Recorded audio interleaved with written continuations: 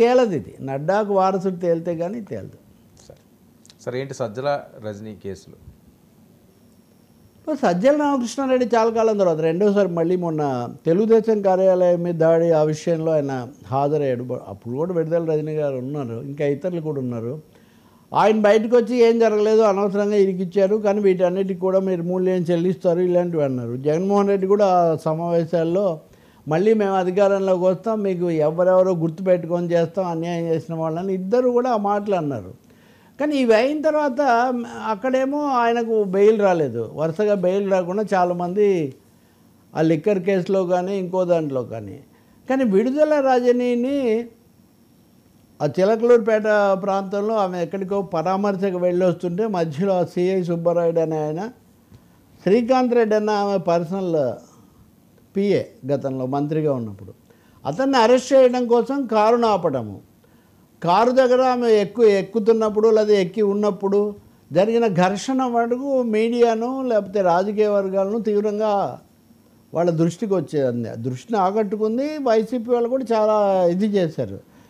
అంటే ఒక మాజీ మంత్రి, మహిళ, శాసనసభ్యురాలు, తెలుగుదేశంలో కూడా ఉన్నారు కదా ఆమె అంతకుముందు, కారులో వెళ్తుంటే ఆపి దాదాపు లాగినంత పని, ఒకరినొకరు అరుచుకున్నంత పని, ఇవన్నీ కూడా జరిగాయి.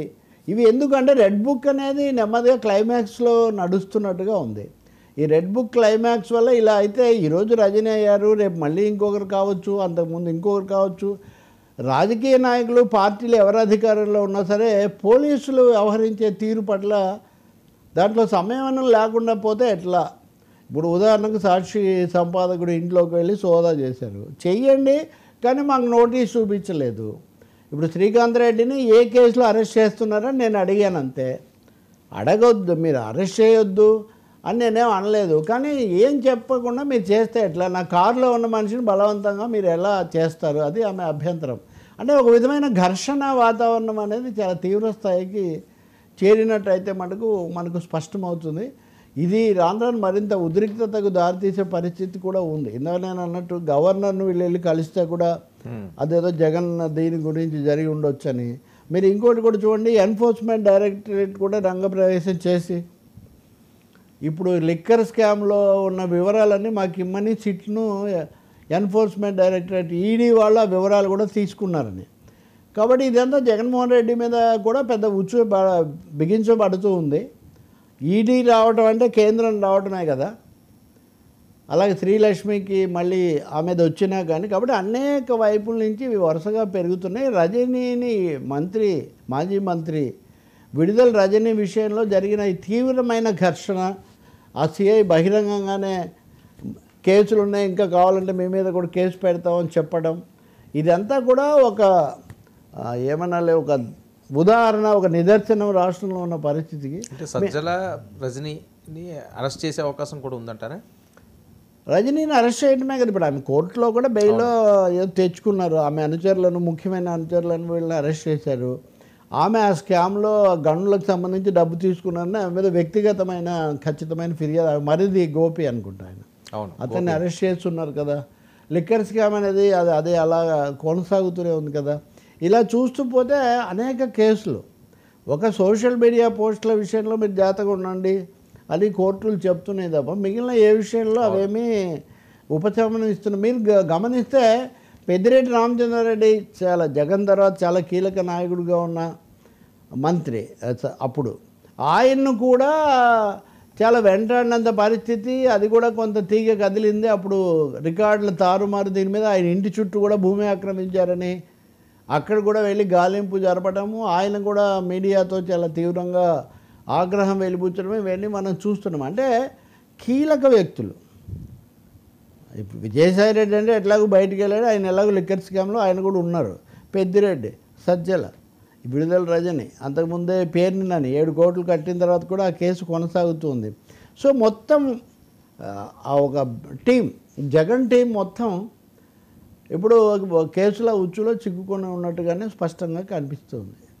అది జగన్ దాకా కూడా వెళ్తుంది, వెళ్ళడానికి ఆధారాలు సేకరించబడ్డాయి అన్నది కనిపిస్తున్న అంశం. అందులో రజనీ పట్ల మరీ నడి రోడ్డు మీద కారు దగ్గర దాదాపు ముఖాముఖి ఘర్షణ స్థాయిలో ఒక సిఐకి అది జరగటం అంటే కొంచెం ఎక్స్ట్రాడినరీ. ఒకటి, ఎవరు అధికారంలో ఉన్నా ఎవరున్నా మారుతూ ఉంటారు. పోలీసులు మటుకు కొన్ని పద్ధతులు పాటించడం అవసరమని హైకోర్టు పదే పదే చెప్తూ ఉంది. ఇప్పుడు కూడా ఏం చేస్తారో చూడాలి. ఎందుకంటే ఈ ఘటన అయ్యాక వీళ్ళు వరుసగా మళ్ళీ అంబటి రాంబాబు, పేర్నాని, రజనీ అందరూ మళ్ళీ మీడియాతో మాట్లాడుతూ ఉన్నారు.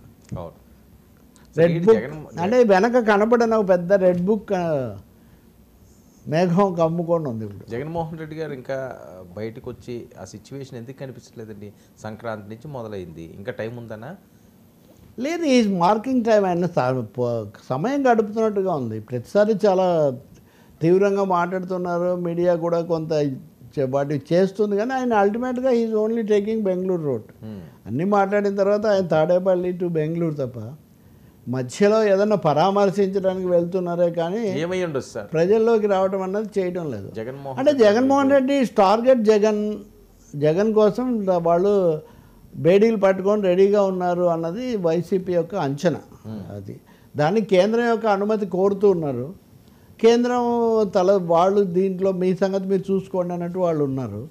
కాబట్టి ఇది నడుస్తుంది. 1-2 సార్లు ఢిల్లీకి వెళ్ళి వీళ్ళు మాట్లాడుతుంది కూడా అదే. వాళ్ళైతే అడ్డం రారు, చేతులు కలపరికనే అడ్డం రారు. సో జగన్ అరెస్ట్ చేస్తారు అన్న వాతావరణం ఉంది కాబట్టి ఇంత మీద మీటింగులు పెట్టుకుంటూ పోలీసులకు కూడా పదే మేము మీ తర్వాత మేము వస్తామని. ఇప్పుడు ఏం జరుగుతుందంటే అని హెచ్చరికలు జారీ చేస్తున్నారు. అది కూడా ఈ ధోరణిలోనే అని. కాబట్టి ఇప్పుడు ఇది గతంలో కూడా పోలీస్ అధికారి ఉన్నాడు, సస్పెన్షన్కి గురైన అధికారి. ఉదాహరణకు అతను చెప్పాడు ఒకసారి, నేను పేర్లు చెప్పట్లేదు కానీ, రామోజీరావు చంద్రబాబుల మీద చర్య తీసుకోమని తనకు గట్టిగా చెప్తే అది కుదరదు చట్టరీత్యానే కాదన్నాను కాబట్టి నన్ను మార్చారు అని. ఆ స్థాయిలో ఆంధ్రప్రదేశ్లో పాలిటిక్స్ ఆఫ్ వెంజన్స్ ఎవరో అన్నారు.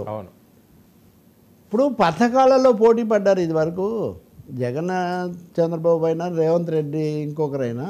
ఇప్పుడు పాలిటిక్స్ ఆఫ్ వెల్ఫేర్ నుంచి politics of vengeance, red book politics అన్నవి ఇప్పుడు దేశంలో, రాష్ట్రంలో కూడా అవి బలంగా ముందుకు వస్తున్నాయి.